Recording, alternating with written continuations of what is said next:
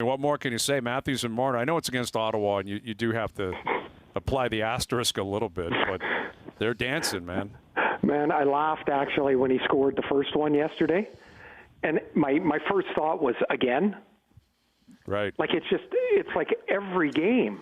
It's a machine.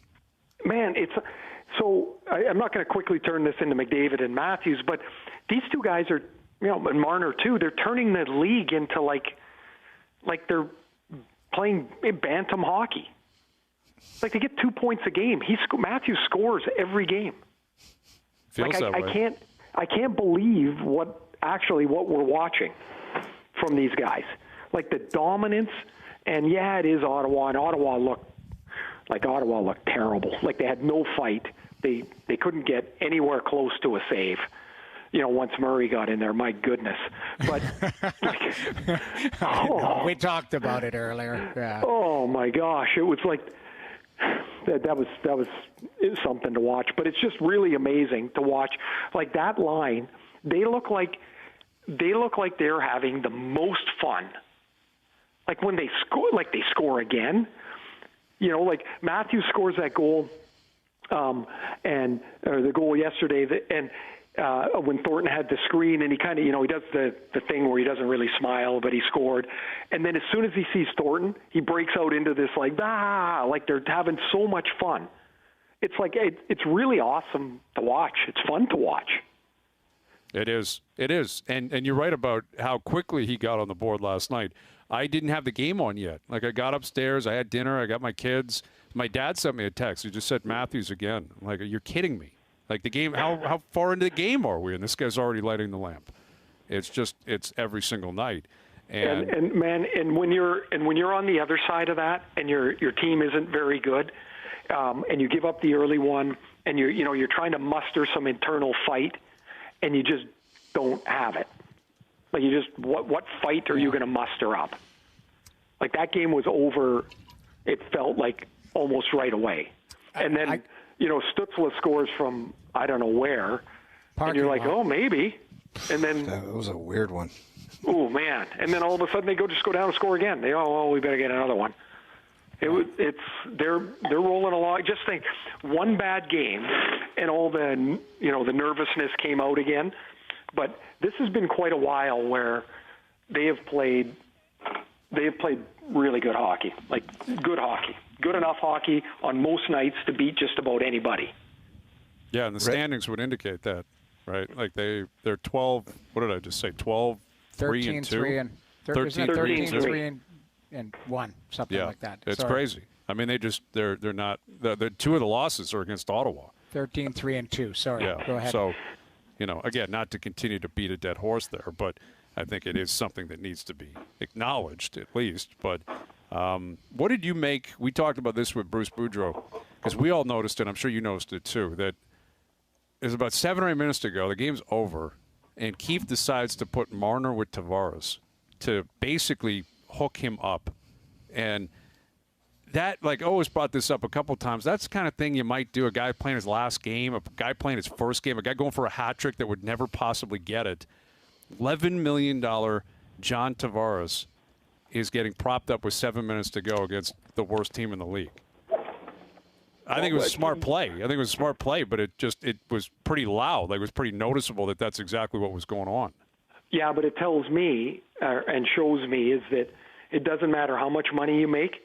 When your confidence goes, no matter what you try and talk yourself into, when you try and, you do interviews and talk to the press and you say, it's coming, I can feel it, and all that stuff, it's right between your ears. Once that goes, you need help. You need somebody to help you. You're clearly not getting it done yourself, and you need something good to happen.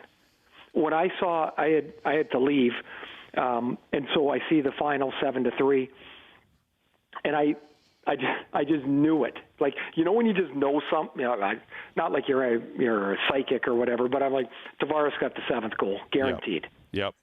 It just felt like that was going to be, and so I think it matters because you scored 2, and there are times, man, it doesn't matter what you make or what you play.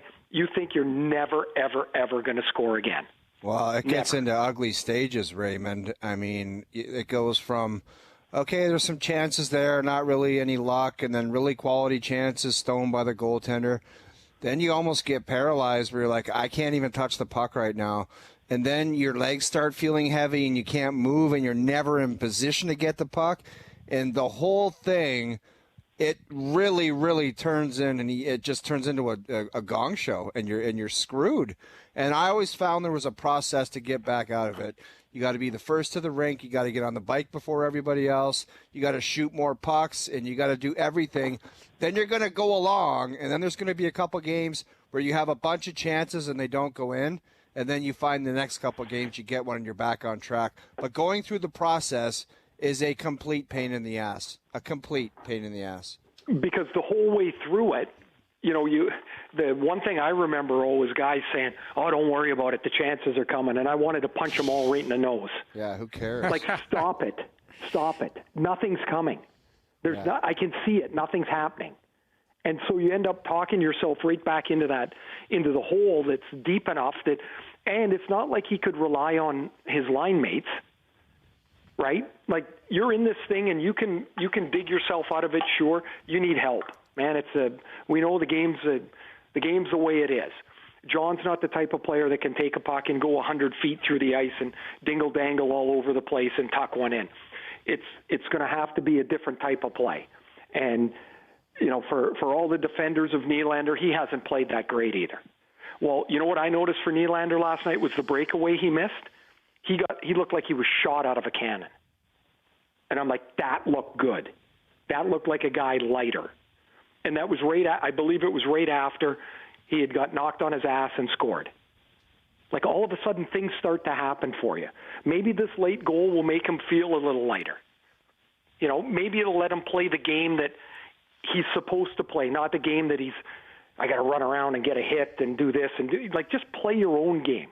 You got $11 million a year because you can score.